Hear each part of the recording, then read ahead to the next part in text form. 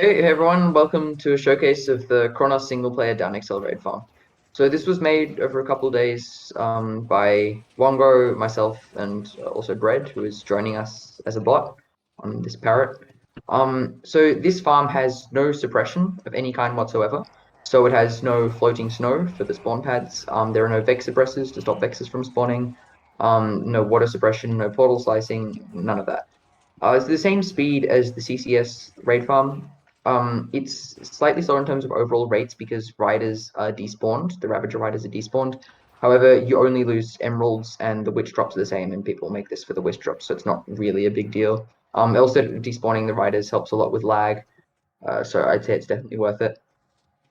It's a very low build effort farm, so it's got simple wiring, no vex suppressors, which and or floating snow, which is a big pain to make. Or portal slicing. Um, yeah, no portal slicing either. It's just very simple to build. And yeah, another nice thing that it has is this totem sorter back here. So essentially, any mobs that die of cramming, which is a non-player kill, will only drop totems as an unstackable item. So totems are the only unstackables you get from non-player kills. And the drop then will get side excelled out by the bottom retraction slam bar into this hopper. And if you sort out stackable items, the only unstackable that will go into this output is totems. So you can just get a clean chest full of totems, which is a nice thing to have.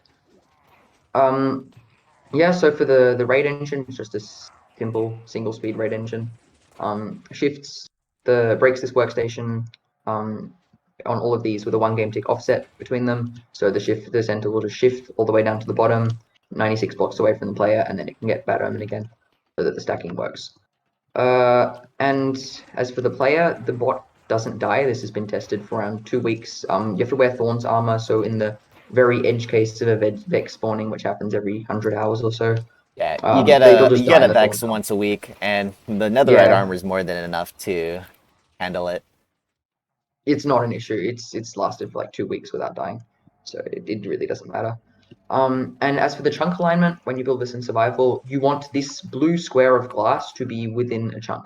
And have the blue glass at Y139. If you know about raid mechanics, then you can move it around within the subchunk or whatever.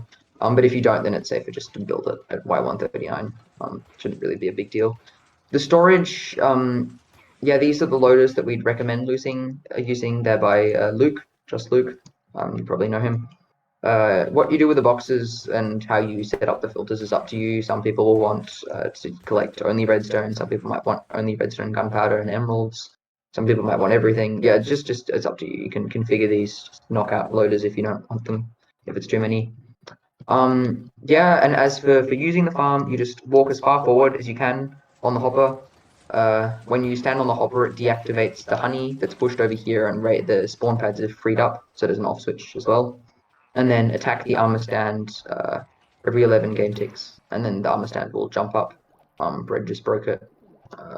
Okay. Good job, Bread.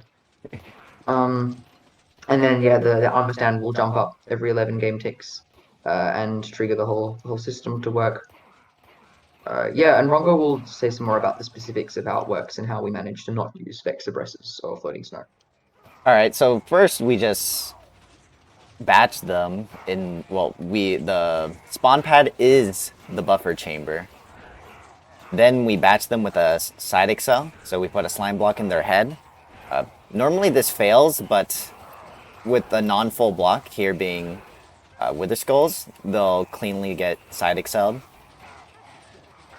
And then down excelled down the drop chute. The compressor is extremely precise up to, well, down to update order. Sub-tick timings. Yeah, so the repeater here is actually necessary since it has higher tile tick priority. If you replace it with an observer, it doesn't work. And then the kill chamber uses ladders to both align the items so they don't touch the cactus and to prevent any cramming. The XP killer is very, very fast. Oh yeah, the XP killer. Well, the XP is sorted out by the wall here, and then the player just sucks up all the XP into the cactus. The player roughly gets 11% of the XP, and then the rest are destroyed in 20 game ticks.